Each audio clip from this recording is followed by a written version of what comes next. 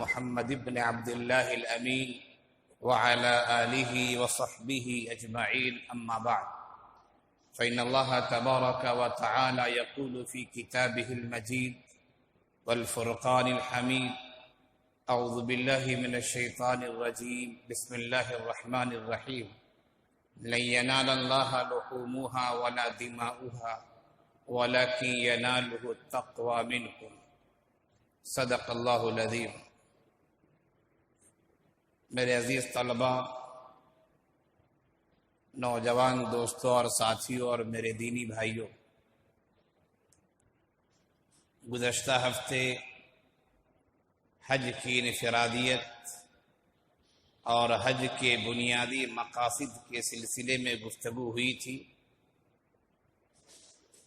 بعض لوگوں کا یہ کہنا ہوا کہ آئندہ جمعے قربانی کی حقیقت اور خاص طور سے قربانی کا مقصد اور اس کا پیغام کیا ہے، اس پر اگر گفتگو ہو جائے تو بہتر ہے۔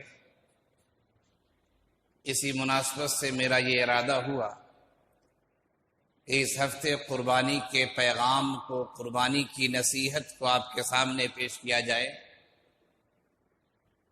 ماہ ذی قعدہ میں ابھی ہم اور آپ ہیں،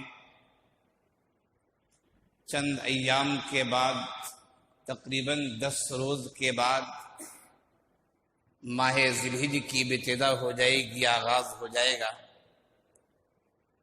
اور پھر اس مہینے کی 10ویں تاریخ کو ہم لوگ عید الاضحیٰ کہتے ہیں، جو قربانی کا پہلا دن ہے۔ اس کے علاوہ مزید 2 ایام اور بھی قربانی کے ہیں، 10 کے بعد 11 اور 12، اور بعض کے نزدیک 13 تاریخ بھی قربانی کی تاریخ ہے، لیکن ہمارے نزدیک 10، 11، 12 یہ 3 ایام قربانی کے ہیں۔ ان 3 ایام میں اگر دیکھا جائے تو پوری دنیا میں 1، 2 نہیں، لاکھوں جانوروں کو اللہ کے راستے میں قربان کیا جاتا ہے۔ قربانی کی اپنی ایک تاریخ ہے، اس کی ایک لمبی داستان ہے، اور وہ تاریخ ملتی ہے اصل میں سیرت ابراہیمی سے۔ حضرت ابراہیم علیہ السلام کو تقریباً 80 سال کی عمر میں ایک بچہ پیدا ہوتا ہے جس کا نام اسماعیل رکھا جاتا ہے۔ بچہ ننھا منا ہے، ابھی چھوٹا ہے، دودھ پیتا بچہ ہے۔ حضرت ابراہیم علیہ السلام کو حکم ہوتا ہے کہ اپنے اس بچے کو اور اپنی اہلیہ میں سے ایک کو، 3 اہلیے تھے، 3 بیویاں تھیں حضرت ابراہیم علیہ السلام کو، حضرت ہاجرہ، حضرت سارہ اور حضرت قطورہ۔ قطورہ بہت زیادہ مشہور نہیں ہے، ان کی اولاد بھی زیادہ مشہور نہیں ہے، لیکن حضرت ہاجرہ اور حضرت سارہ علیہ السلام کو بہت شہرت ملی ہے، اور شہرت ملنے کی بنیادی وجہ جہاں تک میں سمجھتا ہوں وہ یہ ہے کہ حضرت ہاجرہ علیہ السلام سے جو لڑکا پیدا ہوا حضرت اسماعیل علیہ السلام، اسی حضرت اسماعیل علیہ السلام کی خاندان سے آقا نامدار احمد مجتبی محمد مصطفیٰ صلی اللہ علیہ وسلم کی پیدائش ہوئی، اور اسی طریقے سے حضرت اسماعیل علیہ السلام کے جو دوسرے بھائی تھے حضرت اسحاق علیہ السلام، ان کا سلسلہ بھی نبیوں کا سلسلہ ہے۔ علماء نے لکھا ہے کہ حضرت ابراہیم علیہ السلام کے بعد جتنے انبیاء کرام آئے ہیں، بعض معدود انبیاء کرام کو چھوڑ کر تمام انبیاء کرام خاندان ابراہیمی میں ہیں، اور خاندان ابراہیمی میں بھی حضرت اسحاق علیہ السلام کی نسل سے ہے۔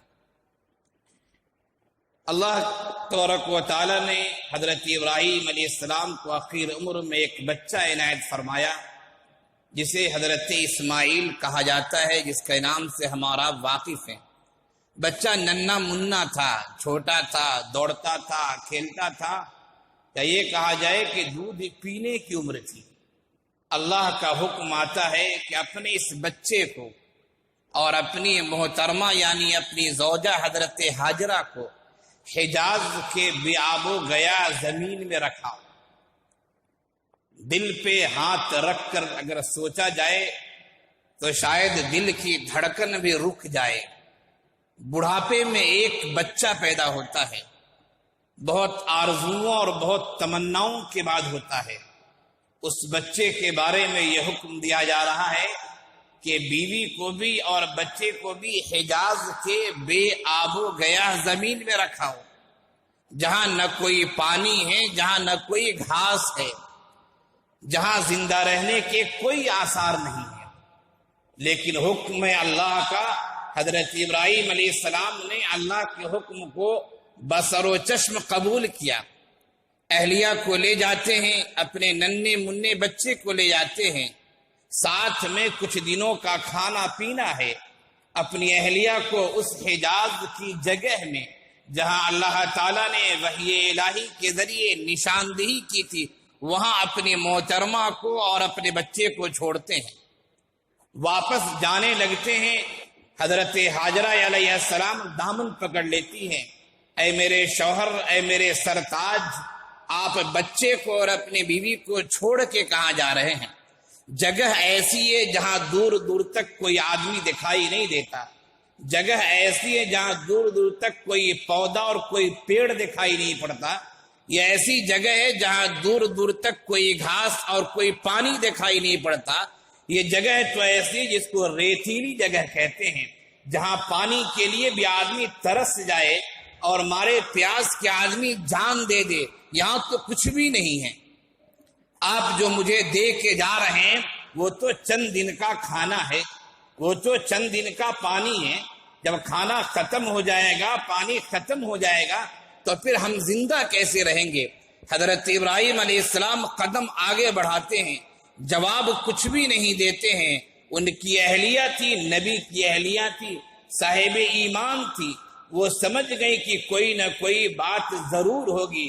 وہ فوراً پوچھتی ہیں، اللہ امرک، اے میرے سرتاج، اے میرے شوہر، کیا اللہ نے حکم دیا ہے؟ حضرت ابراہیم علیہ السلام کہتے ہیں، ہاں یہ اللہ کا حکم ہے، ہاں یہ اللہ کا حکم ہے۔ اب حضرت ہاجرہ علیہ السلام کی زبان سے جو جملہ نکلتا ہے وہ جملہ تاریخی ہے اور یاد رکھنا چاہیے۔ وہ کہتی ہیں اپنے شوہر سے، جب کہا کہ اللہ امرک، کیا اللہ نے حکم دیا ہے؟ انہوں نے کہا کہ ہاں ہاں اللہ نے حکم دیا ہے۔ تو حضرت ہاجرہ کہتی ہیں، اذن لا یضیعنا، تب تو وہ اللہ ہمیں ضائع اور برباد نہیں کر سکتا ہے۔ پانی نہیں ہے، بات صحیح ہے، کھانے کی چیزیں نہیں ہے، بات صحیح ہے، درخت نہیں ہے، پیڑ پودے نہیں ہے، بات صحیح ہے، لیکن اللہ کا حکم ہے کہ اسی جگہ بیوی اور بال بچے کو چھوڑ دو، وہ اللہ یقیناً ضائع نہیں کرے گا ہمیں۔ چند دن کا کھانا ہے، کھانا ختم ہو جاتا ہے، اور پھر حضرت اسماعیل علیہ السلام دودھ کے لیے، پانی کے لیے تڑپتے ہیں۔ ماں کیا کرے؟ جب ماں غذا نہیں کھائے گی، کھانا نہیں کھائے گی، تو ماں کی چھاتی میں دودھ بھی نہیں ہو سکتا ہے۔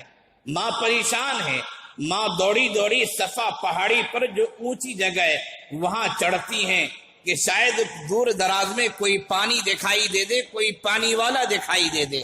پھر صفا سے دوڑ کر مروہ جاتی ہیں اور پھر 7 چکر لگاتی ہیں، جس کی وجہ سے حاجی اور عمرہ کرنے والا صفا اور مروہ کے درمیان جو سعی کرتا ہے وہ حضرت ہاجرہ کی یادگار ہے۔ حضرت ہاجرہ 7 دفعہ چکر لگاتی ہیں، پھر آتی ہیں، کعبے کے پاس آتی ہیں تو دیکھتی ہیں کہ بچہ ایڑی رگڑ رہا ہے۔ حضرت جبرائیل علیہ السلام آتے ہیں اللہ کے حکم سے اور اپنے پر کو زمین پر مارتے ہیں، اور جہاں بچہ ایڑی رگڑ رہا تھا حضرت جبرائیل نے پر مارا اور پھر وہاں سے چشمہ نکلا پانی کا، جسے ہم اور آپ آب زمزم کہتے ہیں، بیر زمزم کہتے ہیں۔ پانی پیا گیا۔ پانی ہونے کے بعد پرندے بھی آنے لگے پانی پینے کے لیے۔ ایک قافلہ گزر رہا تھا وہاں سے جن کا تعلق قبیلے جرہم سے تھا۔ اس قافلے نے دیکھا کہ پرندے یہاں منڈلا رہے ہیں۔ قافلے نے سوچا کہ یہاں سے تو ہم بارہا گزرے ہیں، یہاں تو کبھی ایک پرندہ دکھائی نہیں پڑا۔ پرندے منڈلانے کا مطلب ہے کہ اس جگہ کوئی نہ کوئی کھانے کی چیز یا پینے کی چیز ضرور ہوگی۔ یہ قبیلے جرہم والے جو گزر رہے تھے انہوں نے حضرت ہاجرہ کو نہیں دیکھا تھا، انہوں نے حضرت اسماعیل علیہ السلام کو نہیں دیکھا تھا۔ پرندوں کے منڈلانے سے انہوں نے سمجھا کہ وہاں کھانے اور پینے کی چیز ہوگی۔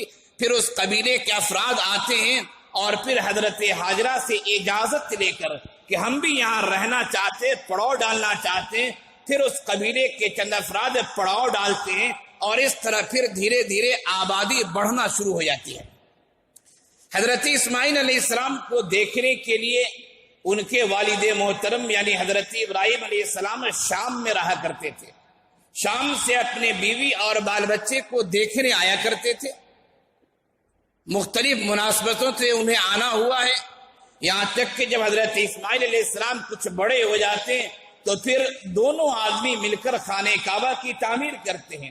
لیکن ان سب سے پہلے جب بچہ 7-8 سال کا ہو جاتا ہے، جو آئندہ نبی بننے والا ہے، اکلوتا بیٹا ہے، والد کا اپنی والدہ کا لخت جگر ہے، وہ حضرت اسحاق علیہ السلام کی پیدائش اس وقت تک نہیں ہوئی تھی، اکلوتا بیٹا ہے۔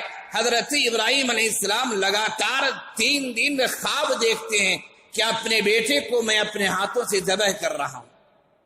پہلے دن دیکھا خاموش رہے، دوسرے دن دیکھا خاموش رہے، پھر تیسرے دن خواب دیکھا، اپنے لڑکے سے تذکرہ کیا، اے میرے لخت جگر، میں نے یہ خواب دیکھا ہے، انی اذبحک فانظر ماذا تری، میں نے خواب دیکھا ہے کہ میں تجھے ذبح کر رہا ہوں، ذرا بتاؤ ماذا تری، تیری رائے کیا ہے، تیرا مشورہ کیا ہے، تیرا خیال کیا ہے۔ یہ خواب 3 دن سے لگاتار میں دیکھ رہا ہوں۔ قربان جائیے حضرت اسماعیل علیہ السلام پر نبی کے لڑکے تھے اور تربیت والدہ نے کی تھی۔ عام طور سے میں اپنی تقریروں میں یہ بات کوڈ کیا کرتا ہوں، جہاں جہاں جاتا ہوں، اور اگر اس موضوع پہ تقریر کی جائے تو میں اس بات کو اکثر کوڈ کیا کرتا ہوں، بیان کیا کرتا ہوں کہ حضرت اسماعیل علیہ السلام اپنی والدہ کے ساتھ مکے میں تھے، والد ساتھ میں نہیں تھے، والد شام میں رہا کرتے تھے، وہ کبھی کبھار دیکھنے کے لیے آیا کرتے تھے، ملنے کے لیے آیا کرتے تھے، خبر لینے کے لیے آیا کرتے تھے۔ حضرت ابراہیم علیہ السلام نے جب اپنے لخت جگر سے کہا کہ میں نے خواب دیکھا ہے کہ میں تجھے ذبح کر رہا ہوں، تو لخت جگر نے جواب کیا دیا؟ جواب دیا فافعل ما تؤمر، فافعل ما تؤمر ستجدنی انشاءاللہ من الصابرین۔ والد محترم، آپ نے جو خواب دیکھا ہے وہ حکم خداوندی ہے، نبی کا خواب نہیں ہوتا ہے، نبی کا خواب اللہ کا حکم ہوا کرتا ہے۔ فافعل ما تؤمر، آپ کو جو حکم دیا جا رہا ہے آپ کر ڈالیے، ستجدنی انشاءاللہ من الصابرین، آپ مجھے صبر کرنے والوں میں سے پائیں گے۔ میں قربان ہونے سے ڈروں گا نہیں، میں ذبح ہونے سے ڈروں گا نہیں، انشاءاللہ میں صبر کروں گا۔ میں عام طور سے یہ کہا کرتا ہوں، وہ بات آپ سے بھی کہہ رہا ہوں، ساتھ میں والد نہیں رہ رہے ہیں، ساتھ میں والدہ رہ رہی ہے۔ آخر حضرت اسماعیل علیہ السلام کو کس نے یہ سکھایا؟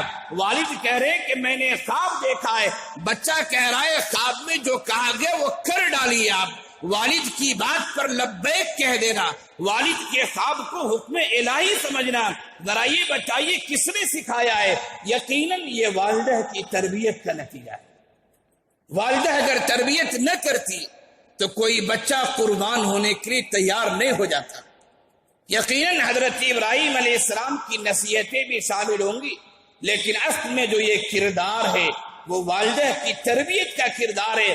خیر، حضرت اسماعیل علیہ السلام کو حضرت ابراہیم علیہ السلام لے جاتے ہیں، اور پھر حضرت اسماعیل علیہ السلام نے خود کہا، اے والد محترم، ایسا نہ ہو کہ آپ کو بیٹے کی محبت غالب آ جائے، بیٹے کی محبت کہیں غالب نہ آ جائے۔ اے میرے والد محترم، آپ اپنی آنکھوں پر پٹی باندھ لیجیے، پٹی باندھ لیجیے، میں لیٹ جاؤں گا، آپ میرے سر کو ہاتھ کو پکڑیں، چھری چلا دیں، میں قربان ہونے سے نہیں ڈروں گا، میں آپ پٹی باندھ لیجیے۔ قرآن نے کہا کہ وہ کہ حضرت ابراہیم علیہ السلام نے حضرت اسماعیل علیہ السلام کو پیشانی کے بل لٹا دیا، لیکن غیب سے آواز آتی ہے قد صدقت الرؤیا، اے ابراہیم تو نے خواب سچ کر دکھایا ہے۔ مقصود بیٹے کی قربانی نہیں تھی، مقصود یہ تھا کہ اکلوتا بیٹا ہے، لیکن اللہ کے حکم سے یہ بوڑھا نبی اکلوتے بیٹے کو اللہ کے حکم پر قربان کرتا ہے یا نہیں کرتا ہے۔ قرآن کریم نے کہا ہے، بہت عمدہ بات کہی، وَإِذِ ابْتَلَىٰ إِبْرَاهِيمَ رَبُّهُ بِكَلِمَاتٍ فَأَتَمَّهُنَّ، اللہ تعالیٰ نے حضرت ابراہیم علیہ السلام کو مختلف انداز سے اپنایا ہے۔ قربان جائیے اللہ کی آزمائش پر، اور قربان جائیے حضرت ابراہیم کی کامیابی پر۔ قرآن کہتا ہے اللہ آزمائش پہ آزمائش ڈالتا رہا، اپنے بندے کا امتحان لیتا رہا، اور حضرت ابراہیم علیہ السلام فَأَتَمَّهُنَّ، تمام آزمائشوں کو پورا کرتے رہے وہ اور کامیاب ہو گئے۔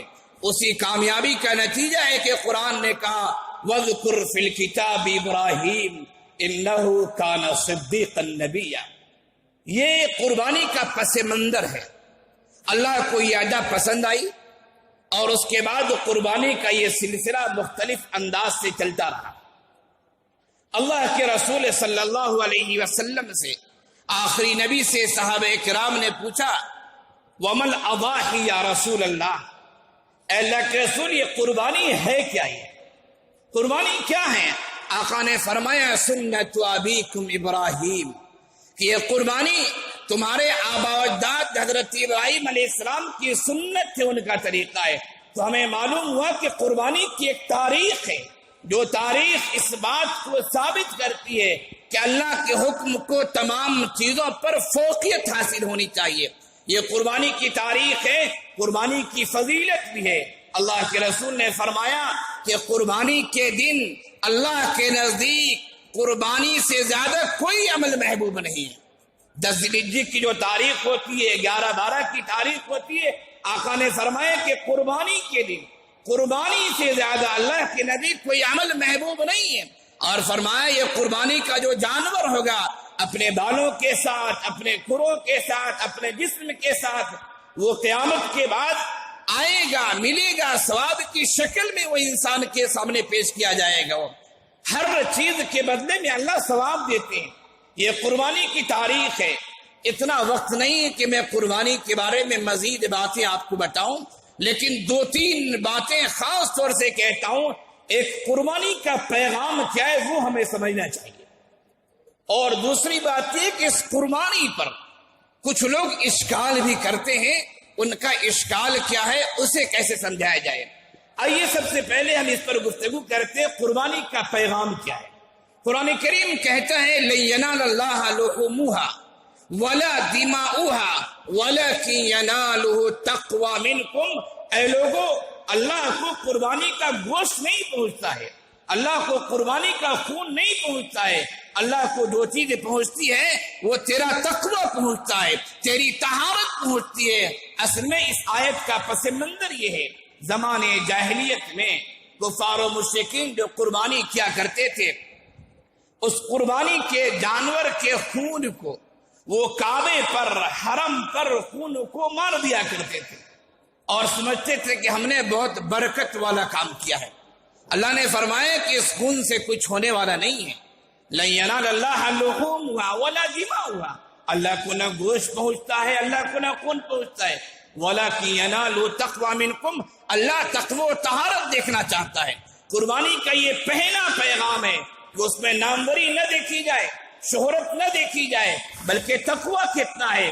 آج افسوس کے ساتھ کہنا پڑتا ہے، خبریں آتی ہیں کہ جب مارکیٹ میں جانوروں کی بولی لگا کرتی ہے تو لوگ اپنی حیثیت سے بڑھ کر جانور لے لیتے ہیں اور بڑی قیمت کے جانور لیتے ہیں۔ میں یہ نہیں کہتا کہ وہ غیر مخلص ہیں، لیکن اکثروں کی رائے یہ، اور اکثر لوگوں سے پوچھئے ان کی سوچ یہی ہوتی ہے، مہنگا سے مہنگا جانور لیتے ہیں بازار میں جو بہت قیمت والا ہو، تاکہ یہ کہا جائے، یہ شہرت کہ فلاں آدمی نے تو 1 لاکھ کا بکرا لیا ہے، فلاں آدمی نے تو 1.5 لاکھ کا فلاں جانور لیا ہے۔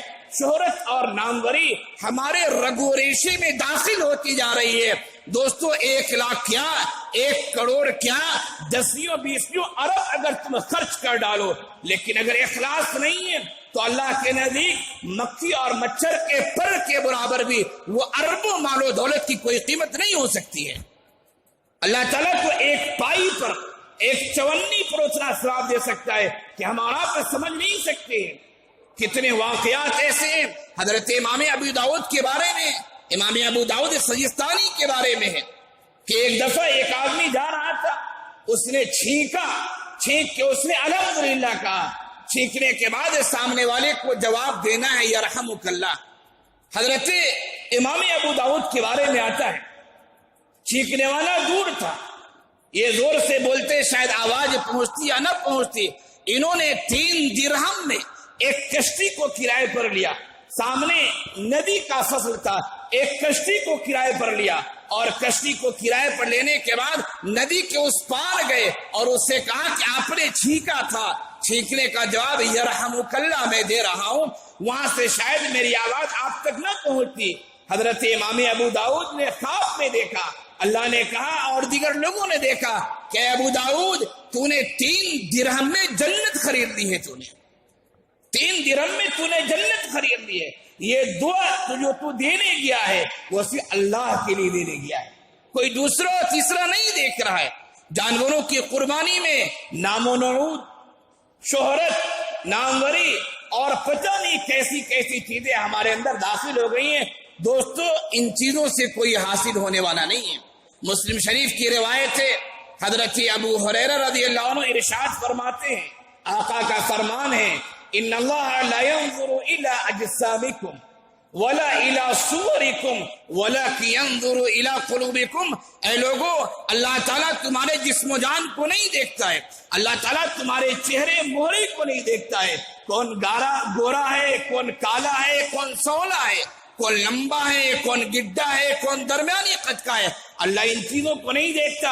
وَلَكِنْ يَنْظُرُ إِلَىٰ قُلُوبِكُمْ، اللہ تمہارے دلوں کو دیکھتا ہے۔ تم جو عبادت کر رہے ہو، عبادت میں کتنی سچائی ہے، عبادت میں کتنا صدق و صفا ہے، عبادت میں کتنی طہارت ہے، عبادت میں کتنا اخلاص ہے، اللہ اس چیز کو دیکھتا ہے۔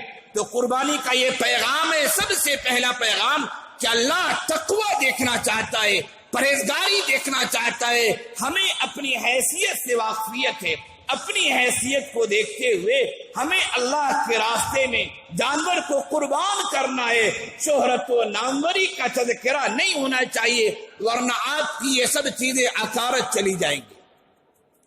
قربانی کا ایک دوسرا اہم پیغام یہ ہے، قربانی سیرت ابراہیمی کی تاریخ ہے۔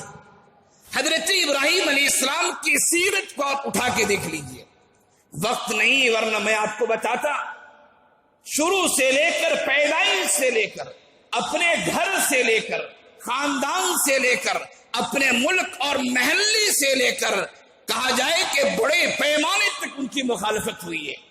گھر میں جب دعوت کا کام شروع کیا، والد کو سمجھایا، والد نے کہا اراغب انت عن آلہتی یا ابراہیم، ابراہیم کیا میرے معبودوں سے تم اعراض کرتے ہو، میرے معبودوں سے کرتے ہو؟ لئن لم تنتہی، ابراہیم بس ہو گیا، اگر باز نہیں آتے نا، لارجمنک وہجرنی ملیا، ابراہیم پتھر مار مار کے ہلاک کر دوں گا۔ کون کہہ رہا ہے؟ والد کہہ رہے کہ اگر دعوت کو نہیں چھوڑو گے تم، مار مار کے ہلاک کر دوں گا۔ لیکن قربان جائیے، حضرت ابراہیم علیہ السلام نے کہا والد محترم گھر چھوڑ سکتا ہوں لیکن دعوت کے کام کو نہیں چھوڑ سکتا ہوں۔ قوم میں ہنگامہ ہوا کہ ابراہیم آزر کے گھر میں پیدا ہوا ہے جو ایسی ایسی دعوت دیتا ہے، قوم نے دشمنی شروع کر دی۔ حضرت ابراہیم علیہ السلام نے قوم سے کہا تاللہ لأکیدن اصنامکم، خدا کی قسم بتوں کے بارے میں کوئی نہ کوئی تدبیر کر کے، کوئی نہ کوئی منصوبہ کر کے، کوئی نہ کوئی پلاننگ کر کے میں تجھے بتا کے رہوں گا کہ یہ بت ناکام و نامراد ہے، کوئی کام آنے والے نہیں ہے۔ پھر انہوں نے بت کو توڑا، بات آگے پہنچتی ہے، بات آگے پر پہنچتی ہے، نمرود کے دربار میں جاتی ہے۔ عراق کا بادشاہ نمرود جو کہتا تھا کہ میں اس کائنات کو اور میں نے اس ملک کو بنایا ہے، اور میں اس کو پالتا ہوں۔ بات پہنچتی کہ ابراہیم کی دعوت کچھ اور ہے۔ ابراہیم نمرود کو نہیں مانتا، نمرود سے آمنا سامنا ہوتا ہے۔ نمرود پوچھتا ہے کیا بات ہے، ذرا بتاؤ تمہارا خدا کون ہے؟ انہوں نے فرمایا ربی الذی یحیی و یمیت، میرا رب وہ ہے جو زندہ بھی کرتا ہے مارتا بھی ہے۔ بعض لوگوں کا عہدہ بڑا ہوتا ہے لیکن دماغ چھوٹا ہوا کرتا ہے۔ نمرود کا معاملہ بھی ایسا تھا، ملک کا بادشاہ تھا، دماغ چھوٹا تھا، اسے معلوم نہیں مارنا کسے کہتے، جلانا کسے کہتے۔ اس نے جیل سے 2 آدمی کو بلایا، ایک آدمی کی گردن اڑا دی تاکہ دیکھو ابراہیم میں بھی مارتا ہوں، اور ایک کو چھوڑ دیا تاکہ ابراہیم دیکھو میں بھی زندہ کرتا ہوں۔ حالانکہ دنیا کا کوئی آدمی کسی کو چھوڑ دینا زندہ کرنا نہیں کہیں گے۔ حضرت ابراہیم سمجھ گئے کہ اس کی عقل تھوڑی کم لگتی ہے، اس سے بحث کروں تو معاملہ طول پکڑے گا۔ فوراً حضرت ابراہیم علیہ السلام نے انداز گفتگو بدلا اور فرمایا کہ میرا رب وہ ہے جو مشرق سے سورج نکالتا ہے مغرب میں ڈوبوتا ہے۔ تمہارے بس میں تم بھی کر کے دکھا دو۔ بتانا یہ دوستوں کہ حضرت ابراہیم کی زندگی قربانی کی زندگی ہے۔ یہ قربانی، جانوروں کی قربانی ہمیں یہ بتاتی ہے کہ جانور قربان کرنا ہی اللہ کو محبوب صرف یہی نہیں، بلکہ قربانی کا پیغام یہ کہ جانور کو قربان کرنے کے ساتھ جس طرح حضرت ابراہیم علیہ السلام نے اپنی زندگی میں ہر جگہ اللہ کے فرمان کو اونچا رکھا ہے، ہمیں بھی ہر جگہ اللہ کے فرمان کو اونچا رکھنا ہے۔ قل ان صلاتی ونسکی ومحیای ومماتی للہ رب العالمین لا شریک لہ وبذالک امرت وانا اول المسلمین۔ یہ حکم قربانی کا پیغام ہے۔ میری نماز بھی، میرے روزے بھی، میرے حج بھی، میری تمام عبادتیں اللہ وحدہ لا شریک کے لیے ہونی چاہیے۔ اور داعی کو، نبی کو سب سے پہلے حکم ہے کہ سب سے پہلے وہ ان چیزوں پر عمل کرے، وہ اپنی زندگی کو ایسا نمونہ بنائے کہ اس کی ہر چیز عبادت بن جائے۔ جب داعی کی زندگی بنے گی ایسی تو انشاءاللہ مدعو کی زندگی بنے گی۔ آج پریشانی یہ ہے کہ بولنے والا خود عمل نہیں کرتا ہے۔ وائز کا ہر ایک ارشاد بجا، تقریر بہت دلچسپ، مگر آنکھوں میں سرور عشق نہیں، چہرے پہ یقین کا نور نہیں۔ سب سے بڑی پریشانی یہ، قربانی کے پیغام کو سمجھیے اچھی طرح، اخلاص للہ، تقوی و طہارت کے ساتھ قربانی کی جائے۔ دوسرا پیغام صرف جانور کو ذبح کر دینا ہی نہیں، بلکہ اپنی پوری زندگی کو حکم الہی کے تابع کیا جائے۔ اس آیت کو یاد رکھیے، ان صلاتی و نسکی و محیای و مماتی للہ رب العالمین۔ یہ آیت کا پیغام ہے کہ ہماری ہر چیز اللہ کے لیے ہو جانی چاہیے۔ 2 باتیں اور عرض کرنی ہے دوستو۔ قربانی پر بعض لوگ اشکال کرتے ہیں اور کہتے ہیں یہ جیو ہتیا ہے۔ جیو ہتیا ہے، یہ تو زندے کو مارنا ہے۔ تو ہم یہ بتائیں کہ کس چیز میں جیو ہتیا نہیں ہے۔ ہم اگر سبزی کھاتے ہیں، کیا سائنس ہمیں نہیں بتاتی ہے کہ سبزی کی ہری پتیوں میں بھی جان ہوا کرتی ہے؟ ہم پانی پیتے ہیں، مائکروسکوپ سے دیکھ لیں، ایک گلاس پانی میں سینکڑوں چھوٹے چھوٹے کیڑے آپ کو نظر آئیں گے۔ پانی پیتے ہیں تو کیا جیو ہتیا نہیں کرتے؟ ہم سبزی کھاتے ہیں، کیا جیو ہتیا نہیں کرتے؟ اور سبزی کو چھوڑیے، کیا روزانہ ہمارے دسترخوان پہ، چاہے مسلم ہو چاہے غیر مسلم ہو، کیا ہمارے دسترخوان پہ چکن اور مٹن نہیں ہوا کرتا ہے؟ کیا ہمارے فنکشنوں میں، کا مسلمانوں کا فنکشن ہو چاہے غیر مسلم کا فنکشن ہو، کیا ہمارے دسترخوان پہ گوشت نہیں ہوا کرتا ہے؟ قربانی میں اگر جانور کو ذبح کیا جائے، آپ اسے جیو ہتیا کہیں، اور سال کے 365 دن آپ اپنے دسترخوان پر چکن اور مٹن کھاتے رہے تو جیو ہتیا نہیں ہے، یہ عقل کی خرابی کہی جائے گی، عقل کا فتنہ کہا جائے گا۔ یہ کہا جائے گا کہ کہنے والا اس نے تعصب کی عینک لگا رکھی ہے، وہ اپنے آپ کو کسی اور آئینے سے دیکھتا ہے اور دوسرے کو کسی اور آئینے سے دیکھتا ہے۔ ایک دوسری بات یہ، بہت سارے لوگ کہتے ہیں، ہمارے مسلمان بھی کہتے ہیں کہ لاکھوں جانوروں کا خون بہانے سے کیا فائدہ، اس پیسے کو دوسرے کام میں استعمال کیا جائے۔ دوستو، بعض چیزیں بنفس نفیس مطلوب ہوا کرتی ہیں، اس لیے قربانی کا پیسہ دوسرے میں لگانا یہ نہیں، خون بہانا یہ مقصود ہے۔ اللہ کے نزدیک، تاکہ اللہ آپ کو دیکھے کہ آپ اللہ کے دربار میں اللہ کے حکم پر عمل کرتے نہیں کرتے ہیں۔ ایک چھوٹی سی مثال دیتا ہوں سمجھنے کے لیے۔ ایک آدمی ہے جس کے پاس پہلے سے 10 جوڑے کپڑے ہیں۔ وہ آدمی کسی کمپنی میں جوائنٹ کرتا ہے، کمپنی کا یونیفارم ایک ہے، آپ کو ایسا ایسا لباس پہن کر آنا ہے۔ اب بتائیں 10 جوڑے کپڑے ہمارے پاس ہیں، اگر کمپنی میں نوکری کرنی ہمیں اس کا یونیفارم پہنیں گے نہیں پہنیں گے؟ ہم اگر یہ کہیں کہ نہیں یونیفارم میں پیسے اچھے خاصے لگیں گے، اس یونیفارم کے پیسے کو کسی غریب کو ہم دے دیں، کوئی غریب کپڑا بنا لے، کیا کمپنی آپ کو نوکری دے دے گی؟ کہے گی چلے جائیے آپ نوکری کے اور ڈھونڈ لیجیے۔ وہ 10 جوڑے آپ کے پاس صحیح، لیکن 11واں جوڑا کمپنی کا مطالبہ ہے، وہ صدقہ و خیرات اپنی جگہ پہ صحیح، لیکن شریعت نے ثواب کے سلسلے میں ایک حکم صراحتاً یہ دیا ہے کہ قربانی بھی کیا جائے۔ یہ میں نے مختصراً گفتگو کی ہے کیونکہ وقت زائد ہو چکا ہے۔ اللہ تعالی ہم سب کو قربانی کے پیغام اور اس کے منشا و مطلب کو سمجھنے کی توفیق عطا فرمائے، اور اخلاص و للہیت کے ساتھ زندگی کے ہر کام کو کرنے کی توفیق عنایت فرمائے۔ میری نماز، میرے روزے، میرے حج، میرے عمرے، میری زکوٰۃ، میرے صدقہ و خیرات سب اللہ کے لیے ہو جائیں، اور شریعت میں جیسا انسان مطلوب ہے اے الہ العالمین ہم سب کو ویسا انسان بنا دے۔ وآخر دعوانا ان الحمدللہ رب العالمین۔